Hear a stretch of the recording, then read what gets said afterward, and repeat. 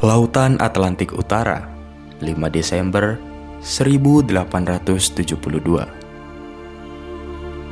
Angin berhembus dingin, ombak memukul lambung kapal dengan ritme yang tak pernah benar-benar tenang. Sekitar 400 mil di timur Kepulauan Azores, awak kapal Brigantine Dei Gracia melihat sesuatu di kejauhan. Sebuah kapal.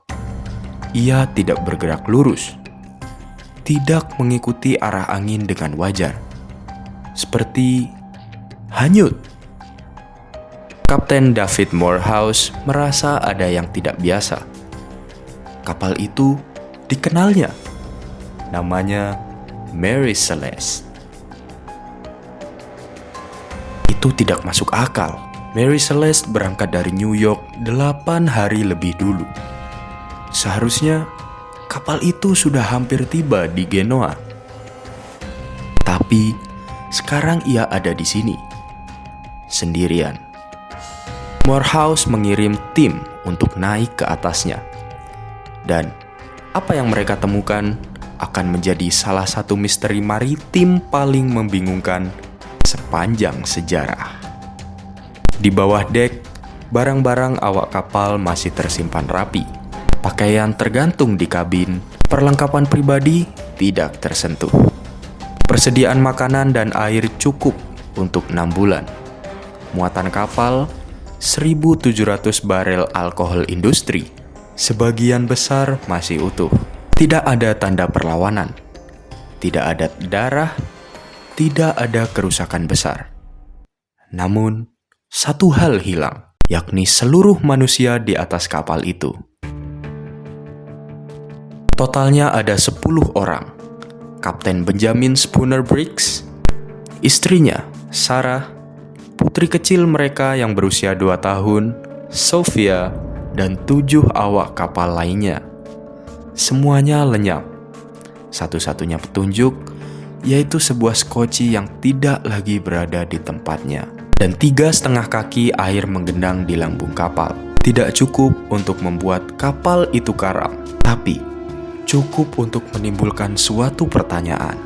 Apa yang membuat seorang kapten berpengalaman meninggalkan kapal yang masih layak berlayar?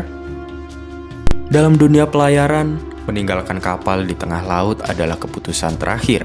Sesuatu yang hampir tidak pernah dilakukan, kecuali jika kematian terasa lebih dekat daripada keselamatan.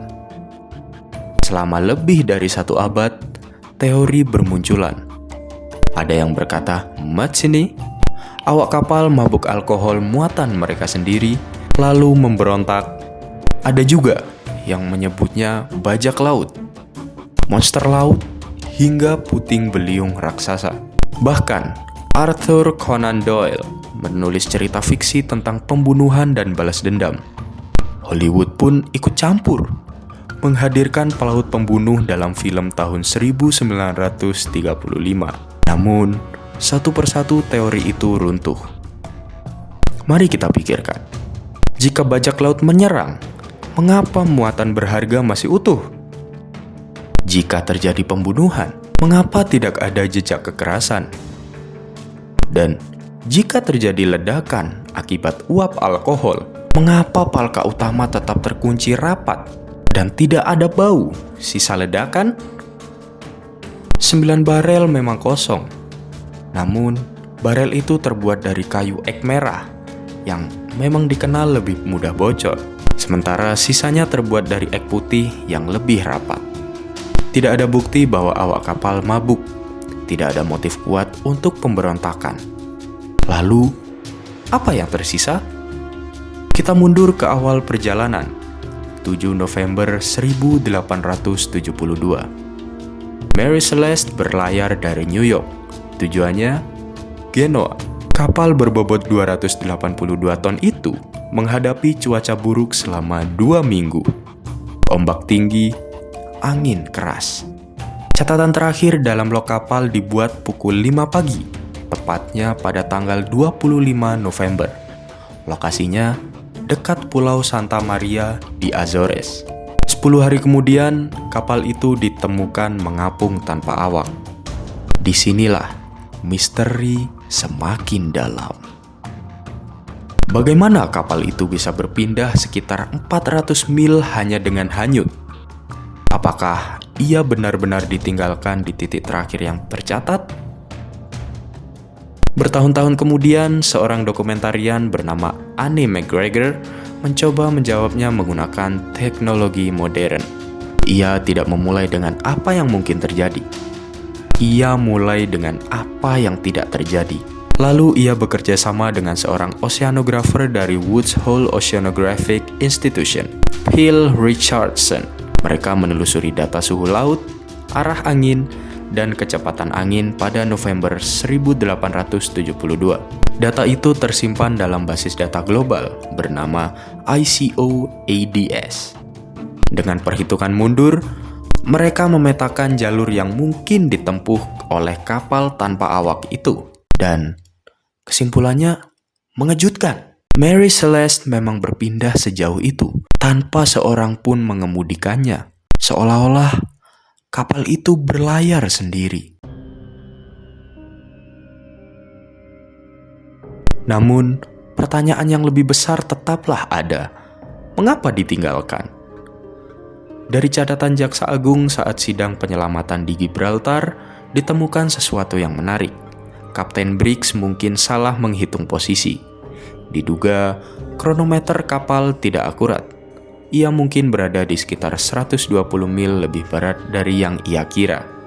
Artinya, menurut perhitungannya, ia seharusnya sudah melihat daratan lebih awal. Coba bayangkan situasinya. Setelah 2 minggu dihantam badai, akhirnya daratan terlihat. Yap, daratan itu adalah Pulau Santa Maria. Namun, posisi sebenarnya tidak pasti. Cuaca kembali memburuk. Angin lebih dari 35 knot menerpa kapal. Dan di bawah dek, pompa kapal tidak berfungsi dengan baik. Pada pelayaran sebelumnya, kapal ini membawa batu bara. Debu batu bara dan sisa renovasi mungkin menyumbat sistem pompa. Satu pompa ditemukan dalam keadaan dibongkar saat kapal ditemukan. Jika pompa rusak, Kapten Briggs tidak akan tahu berapa banyak air yang sebenarnya masuk ke lambung kapal. Dan lambung kapal terlalu penuh muatan untuk diperiksa secara visual. 3,5 kaki air memang tidak fatal, tapi tanpa pompa, air bisa terus bertambah. Sekarang, bayangkan lagi. Kamu adalah kapten. Angin keras menghantam kapalmu. Posisi kamu mungkin salah 120 mil, tapi pompa rusak. Air masuk perlahan. Di kejauhan, terlihat daratan. Apakah kamu menunggu kapalmu untuk tenggelam? Atau kamu memindahkan keluarga dan awak ke Skocie, berharap bisa mencapai pulau yang tampak begitu dekat? Teori inilah yang perlahan muncul sebagai skenario yang paling masuk akal. Mary Celeste kemungkinan ditinggalkan pagi 25 November tepatnya, dalam jarak pandang daratan. Briggs mungkin bermaksud menambatkan Skocie ke kapal dengan tali, agar jika kapal tetap mengapung, mereka bisa kembali.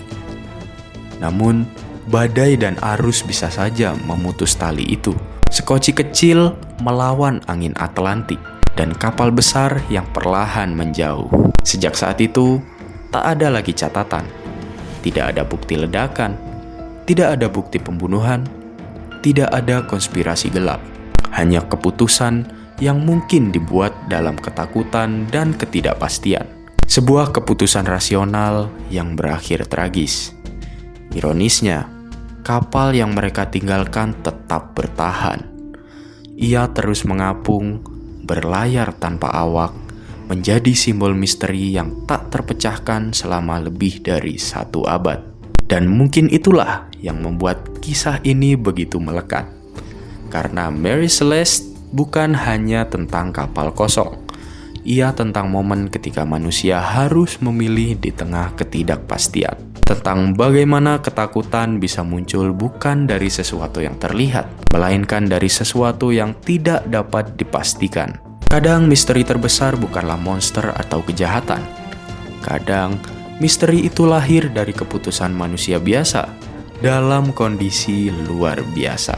Dan di suatu tempat di perairan Atlantik, ombak masih berayun seperti biasa, seolah tidak pernah terjadi apa-apa. Namun, nama itu tetap hidup. Mary Celeste, kapal yang ditinggalkan bukan karena kegilaan, bukan karena kutukan, melainkan karena suatu keputusan. Dan justru karena itu, ia terasa lebih sunyi, lebih manusiawi, dan lebih menghantui.